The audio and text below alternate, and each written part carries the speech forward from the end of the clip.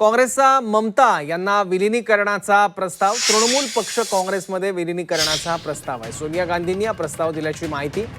काँग्रेसचा ममता यांना विलिनीकरणाचा प्रस्ताव दिल्याची चर्चा आहे. सोनिया गांधींनी हा प्रस्ताव दिल्याचं कळतंय.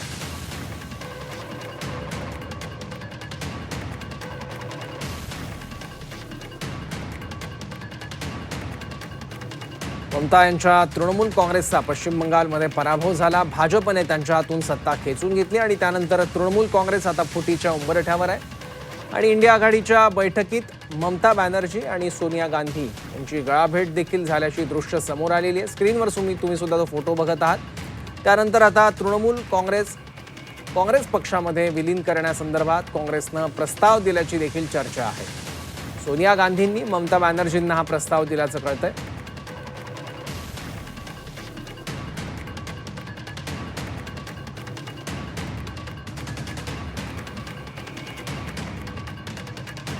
त्यामुळे ममता बॅनर्जी या संदर्भात काय विचार करतात, काय निर्णय घेतात हे बघावं लागेल. पण सूत्रांकडून अशी माहिती येते की काँग्रेसने ममता बॅनर्जी यांना विलिनीकरणाचा प्रस्ताव दिला. विलिनीकरण म्हणजे तृणमूल काँग्रेस पक्ष हा काँग्रेस पक्षामध्ये विलीन करावा.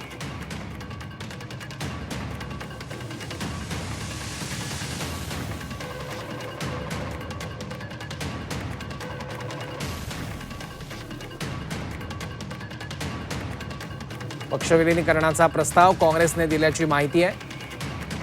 तृणमूल काँग्रेस पक्ष काँग्रेसमध्ये विलीन करावा असा प्रस्ताव सोनिया गांधींनी ममता बॅनर्जी यांना दिल्याचं कळतंय.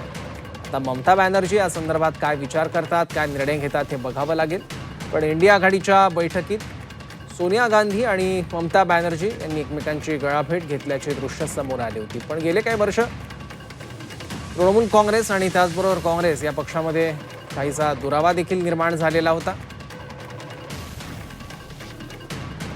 आणि हीच आढी मिटल्याची साक्ष देणारी ही दृश्य आहेत. याबद्दल आणखी माहिती घेऊयात आपल्या प्रतिनिधी उर्वशी खोणा आता आपल्यासोबत आहे.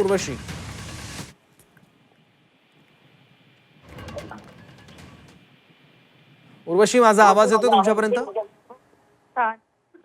जर आपण बघितलं तर विलिनीकरणाबद्दल एक ऑफर जी आहे ती देण्यात आली आहे टीएमसी आणि या विलिनीकरणाबद्दल नेमकं काँग्रेसकडून ही ऑफर आली आहे. कारण की आता ज्या प्रकाराने टीएमसी मध्ये तृणमूल काँग्रेसमध्ये एक जे फूट पडलं आहे, ज्या प्रकाराने आपण बघतोय की 20 खासदार हे लोकसभा स्पीकर यांना अशाच काही वेळात जे आहे ते एक लेटर सबमिट करणार आहे, तर आणि ते एनडीएला सपोर्ट करायला मागता आहेत.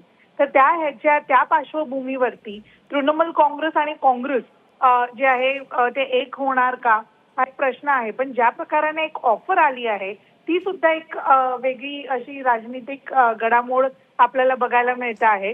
कारण की एकानंतर एक जे भेटी मॅरेथॉन बैठका होत आहे. आपण काल बघितलेलं इंडिया ब्लॉकच्या ह्याच्यात ज्या प्रकाराने ममता बॅनर्जी आणि सोनिया गांधी यांची भेट झालेली, अभिषेक बॅनर्जी आता राहुल गांधी यांना भेटलेले, ममता बॅनर्जी सुद्धा जे आहे ते आता गांधीला भेटलेले. तर या सगळ्यांच्या पार्श्वभूमीवरती या ऑफरला आता तृणमूल काँग्रेस एक्सेप्ट करते का? कारण की तृणमूल काँग्रेसला स्वतःच्या एक्झिस्टन्स म्हणजे स्वतःची वेगळी अशी जी आयडेंटिटी आहे ती पण मेंटेन करणं गरजेचं आहे. आणि पश्चिम बंगालमध्ये तृणमूल काँग्रेस ही वेगळ्या प्रकाराने राहिली आहे. तर आता तिकडची रणनीती आणि राजनीती वेगळी होते का हे बघणं गरजेचं असतं. ठीक आहे उर्वशी, धन्यवाद या माहितीसाठी.